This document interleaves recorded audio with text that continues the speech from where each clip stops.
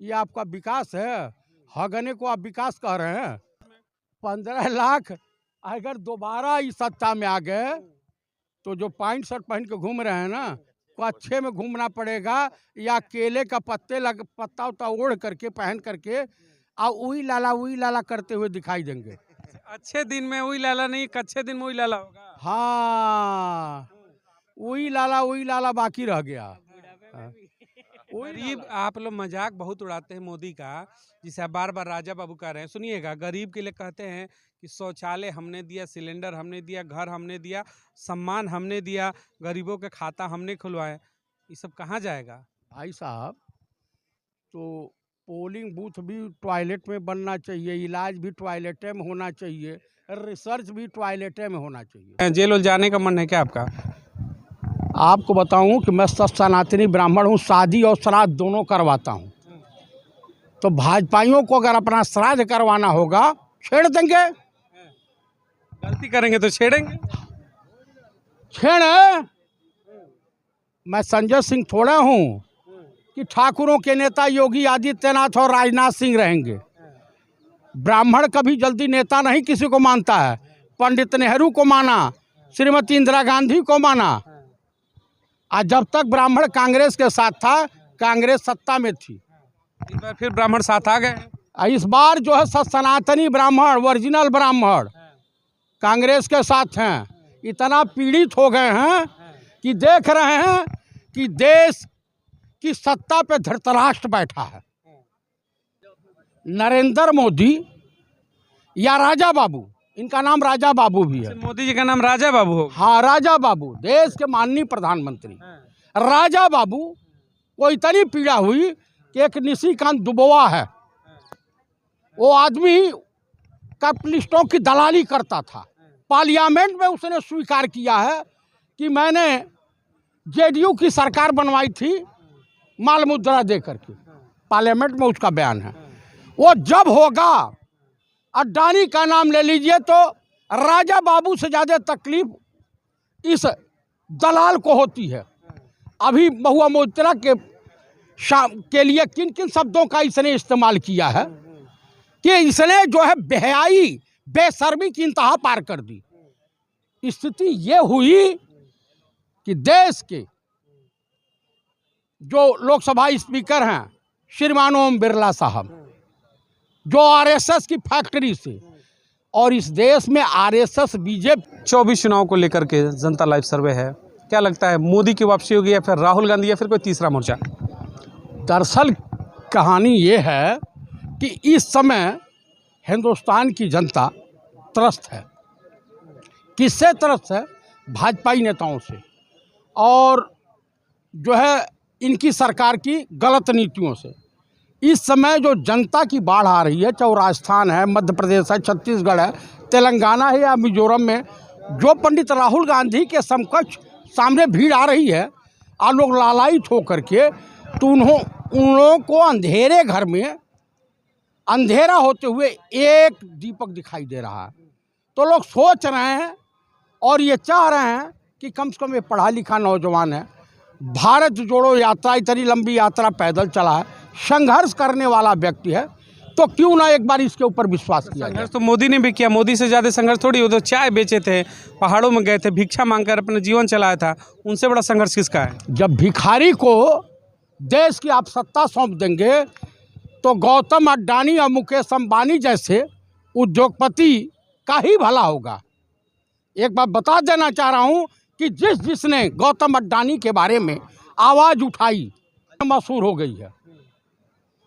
वहाँ पे अपराधी पैदा होते, मोनू मानेसर, बिट्टू बजरंगी, ये सब आर्मी की। कानून स्थापित है, सब जेल में है।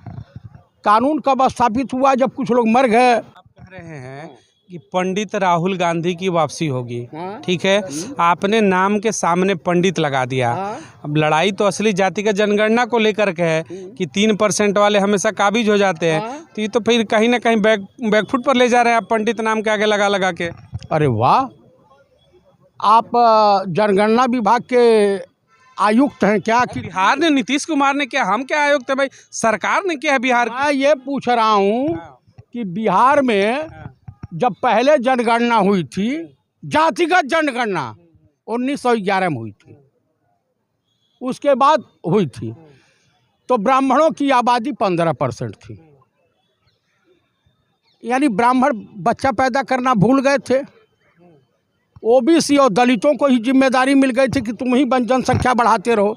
इनको कोई काम धाम नहीं था कि जो है बच्चा पैदा करने की फैक्ट्री खोल रखे थे, इसलिए इनकी जनसंख्या। ये जनगणना जो उस पर विश्वास नहीं है जो बिहार की हुई है, आपको लग रहा है गलत आंकड़े पेश हैं? नहीं तो क्या सही आंकड़े पेश हैं? आप बता दीजिए। गठबंधन को ही घेर रहे हैं, उसी गठबंधन के हिस्सा है वो। गठबंधन का हिस्सा हैं तो उनको जो है जो मनमाना करना, तो वहाँ कुर्मी बिरादरी कितने % है? मुस्लिम सबसे ज़्यादा दे दें उनको मुख्यमंत्री का। प्रधानमंत्री का चेहरा हम भी बन सकते हैं, नीतीश कुमार। तो बने ना, किसने रोका है? एक ओबीसी के है ना नेतृत्व कर रहे हैं, तेली तमोली अपने आप को कहते हैं। पिछड़े के बेटा है वो भी, ऐसे मत बोलिए। अरे नहीं तो उनकी बिरादरी तो तेली की है ना, तो तेली सुनने में शर्म लगती है क्या? तो जब ये तेली हैं और चाय वाले भी हैं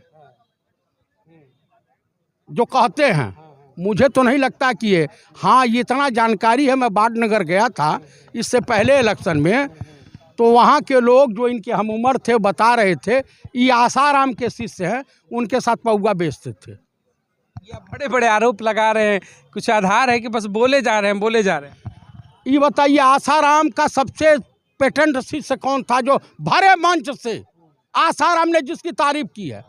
देश के माननीय प्रधानमंत्री राजा बाबू की। मेरी तो आसाराम ने। राजा बाबू के अलावा भी तो बहुत नेता जाते थे आसाराम के। मैं आपको, जो जाता था उनका भक्त होगा जाएगा, तो ये परम भक्त थे। परम भक्त? हाँ, जैसे परशुराम जी के 3 ही 4 शिष्य थे, भीष्म पितामह, द्रोणाचार्य और कर्ण।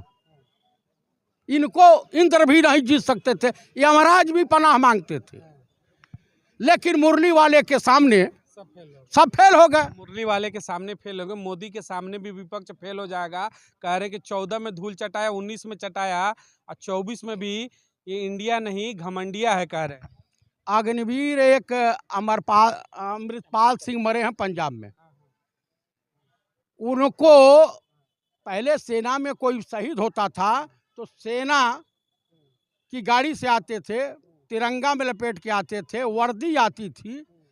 इस बार सेना का एक जवान 18-19 साल की उम्र में, 19 साल की उम्र में बॉर्डर पर शहीद हुआ, तो उसको सलामी देने के लिए पंजाब पुलिस भी नसीब नहीं हो रही थी, बड़े मान मनोबल के बाद आई। मनो अग्निवीर को सेना के अधिकारी सैनिक मानने से इनकार कर रहे हैं, यानी 4 साल के कॉन्ट्रैक्ट पर डेली बेसिस, जो अग्निवीर हैं डेली बेसिस मजदूरा के तौर पे काम कर रहे हैं, उनको सैनिक नहीं माना जा रहा। सैनिक मजदूर बन गए। अरे भाई अग्निवीर की चर्चा कर रहा हूं ना, अग्निवीर की कर रहा हूं। तो सेना के अधिकारी अगर उसको सैनिक मानते तो आते सलामी देते कि नहीं, जो परंपरा है। तो उसमें क्या है? यही ना राजा बाबू की स्कीम है। इस कॉन्ट्रैक्ट पर कुछ दिन बाद जानते हैं, ये सरकार रही तो शादी भी कॉन्ट्रैक्ट बेसिस पे हो जाएगी। जब तक 4 साल रहो फिर दूसरी की जुगाड़ करो। हाँ, आपकी बातों से तो ये लग रहा है कि मोदी से सबसे ज्यादा उनकी बातों को लेकर के राजा बाबू को बार बार राजा बाबू की पोल पट्टी खोलने पर लगे हैं। और राजा बाबू मैं तो नहीं कहूँगा, लेकिन देश के प्रधानमंत्री कहते हैं कि अच्छे दिन हैं, सबका साथ सबका विकास लेकर हम देश को आगे बढ़ा रहे हैं, और आप है कि विरोध पे विरोध किए जा रहे हैं। मैं आपको बता रहा हूँ, सबका साथ है। अब विकास गौतम अडानी या मुकेश अंबानी का हो रहा, अब भाजपाई नेताओं को हो रहा। राजस्थान में राजा बाबू जा रहे हैं और इनके तथाकथित चाणक्य जा रहे हैं, तो बंद कमरे में मीटिंग कर रहे हैं। कहा कोई जिम्मेदारी तो लो, किसी के चेहरे पर चुनाव लड़ा जा। सब लोग हाथ जोड़ के कह रहे हैं कि नहीं है देवता आप ही के नाम पर। अब मोदी के नाम पर नहीं चुनाव लड़ा जा रहा, अब कमल के नाम पर, कि जो बदनामी होगी, कमल निर्जीव व्यक्ति, निर्जीव फूल है, तो उन बदनामी उसी को होगी। कीचड़ में ही कमल खिलता, गंगा के पानी में नहीं खिलता। गंगा का सवाल यह, मैं आऊँगा आपके पास, माँ गंगा ने बुलाया था, लेकिन पंडित जी आपसे सवाल लूंगे। एक मिनट, माँ गंगा जानते हैं कब बुलाती हैं? जब लपट सुंदरी से मोहब्बत हो जाती है तब बुलाती हैं। पहले ऐसे महामानव है कि जीते जी माँ गंगा ने बुलाया। जीते जी नहीं बुलाए। देखिए पहले आप संघर्ष पिक्चर देखे हैं दिलीप कुमार बलराज साहनी होने की, तो बनारस के ठग मशहूर थे, लेकिन गुजराती ठग बनारस के ठगों पे भारी पड़ गया। बनारस का ही अपमान कर रहे हैं, महादेव का नगरी आप कह रहे हैं कि ठग होते हैं। अरे भाई मैं पिक्चरों में ठग, वहाँ मोदी जी पकड़ लेंगे इसी बात पे फिर आपको। भाई गुजराती ठग बनारसी ठगों पे भारी पड़ गया। 15 लाख आपको मिले कि नहीं मिले? आ जाएगा 24 में। अच्छा 24 में आएगा। हाँ मुँह बाइक बैठे रही कि फल गिरेगा। आपको चाहिए कि नहीं पंडित जी बताइए? 24 में 15 लाख से कोई दिक्कत है? ले लीजिएगा 24।